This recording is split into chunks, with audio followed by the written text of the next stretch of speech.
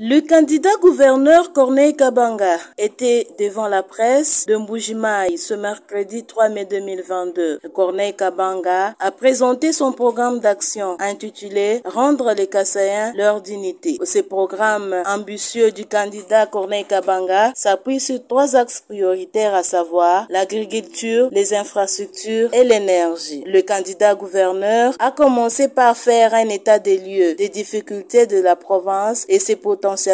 Enclavé au centre du pays, le Kasaï oriental est confronté à une crise multiforme sans précédent, marquée par une misère généralisée et la paralysie de l'activité économique. C'est la misère qui frappe la population kassaïenne. C'est très important, c'est pourquoi je pense que c'est parmi notre motivation même d'être candidat. Nous allons mettre en place un système qui va stopper cette misère. C'est pourquoi même notre programme est nommé rendre la dignité aux Kassaïens. C'est qu'en rendant la dignité aux Kassaïens, il n'y aura plus d'exode. Nous allons mettre fin à l'exode. En rendant la dignité aux Kassaïens, nos frères qui sont partis, nos sœurs, le maman enceinte, tous ces gens vont revenir chez eux avec honneur, tête haute et fiers d'y vivre. C'est pourquoi on n'a pas de la misère. Dans la misère, vous comprenez, il y a tellement de réalités. Il y a la famine, il y a la misère, il y a manque d'énergie, manque d'infrastructures et puis l'économie que vous connaissez très bien qui reste instable. Parlant du premier axe prioritaire de son programme, Corneille Kabanga a fait savoir que l'amélioration des conditions de vie de la population doit passer inévitablement par l'accroissement de la production agricole. Pour lancer le développement de la province, nous allons transformer en chantier et en se focalisant dans 3 piliers d'urgence qui suivent. 1. L'agriculture. 2. Les infrastructures. Et 3. L'énergie. Parlons de l'agriculture. Pour améliorer les conditions de vie des Kassaïennes et Kassaïens, nous proposons un modèle basé sur l'accompagnement d'encadrement de ménages du secteur agricole par la mise en place d'une caisse agricole et d'épargne. La caisse organise et gère la production globale, l'encadrement, la mécanisation, acquisition, distribution des intrants agricoles, des engrais et semences, et transfert de connaissances, l'assemblage et le stockage. S'agissant des infrastructures, le candidat gouverneur indique qu'il faut désenclaver la province en appuyant les travaux d'aménagement du port de Ndomba, l'aéroport de Bipemba, l'amélioration et l'accessibilité et l'appui de travaux de route nationale numéro 1 et 2.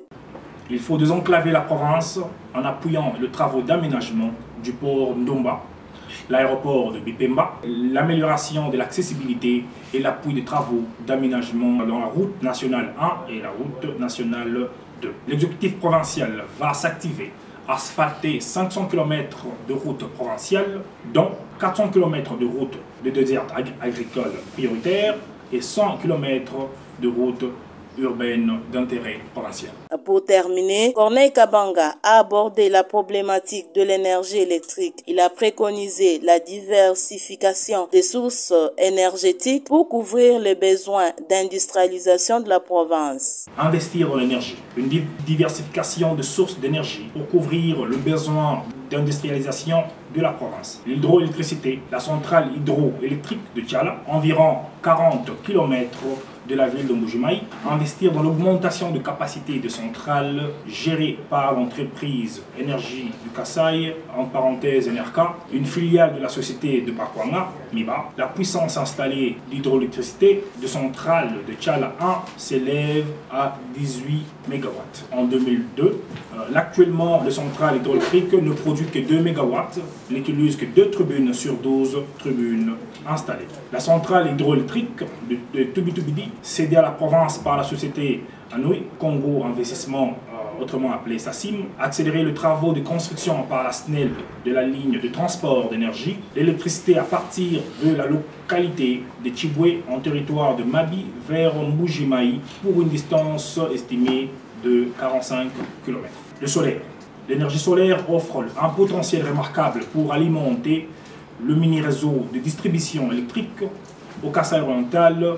La radiation quotidienne atteint moyennement 5 kW par heure par mètre cube et par jour. au-delà de 6,7 kW par mètre cube. Le candidat gouverneur a enfin annoncé avoir pris contact avec les investisseurs dans le cadre de partenariats public-privé des capitaux frais. Ce programme d'urgence va le permettre à relancer les activités économiques et de faire du Kasaï oriental un vrai chantier de développement dans les 18 mois qui restent.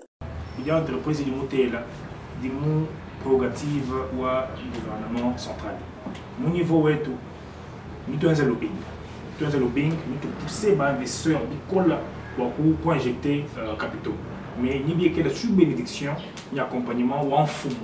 Ni beau ministre, du département ou Retenez que le candidat gouverneur Corneille Kabanga sera face aux élus provinciaux ce mercredi 4 mai 2022 pour présenter son programme très ambitieux pour le redressement de la province du Kasaï oriental.